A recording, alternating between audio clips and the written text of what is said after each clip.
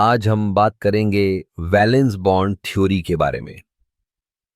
ये थ्योरी हमें समझाती है कि अणु कैसे बनते हैं और परमाणुओं के बीच बॉन्ड कैसे बनते हैं।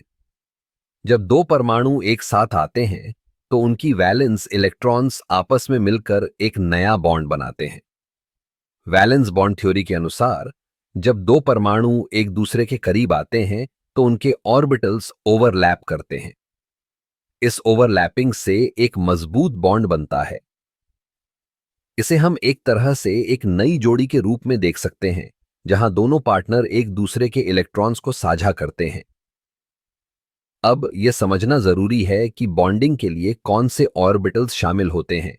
जैसे कि जब एक हाइड्रोजन परमाणु और एक क्लोरीन परमाणु मिलते हैं तो उनके वंस ऑर्बिटल्स ओवरलैप होते हैं। इस ओवरलैपिंग से HCl बॉन्ड बनता है।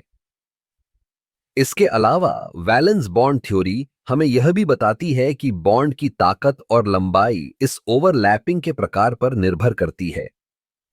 अगर ऑर्बिटल्स की ओवरलैपिंग अधिक होती है तो बॉन्ड मजबूत होता है। उदाहरण के लिए एक सिंगल बॉन्ड में एक सिग्मा बॉन्ड होता है, जबकि डबल बॉन्ड में एक सिग्मा और एक पाई बॉन्ड होता है। पाई बॉन्ड तब बनता है जब दो पी ऑर्बिटल्स एक दूसरे के साथ ओवरलैप करते हैं। ये ओवरलैपिंग सिग्मा बॉन्ड से अलग होती है और ये बॉन्ड को थोड़ा कमजोर बनाती है।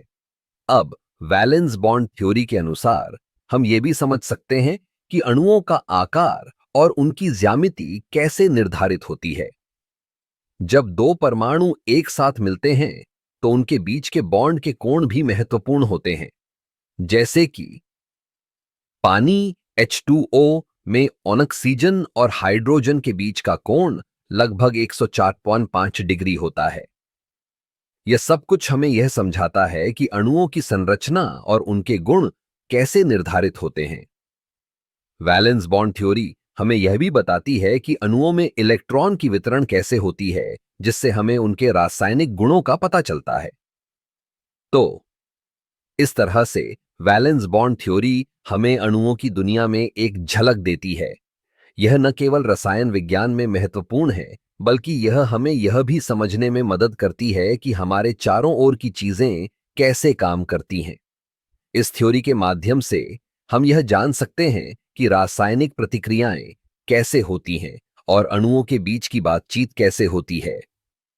यह यह एक दिलचस्प विषय है जो हमें रसायन विज्ञान की गहराई में ले जाता है।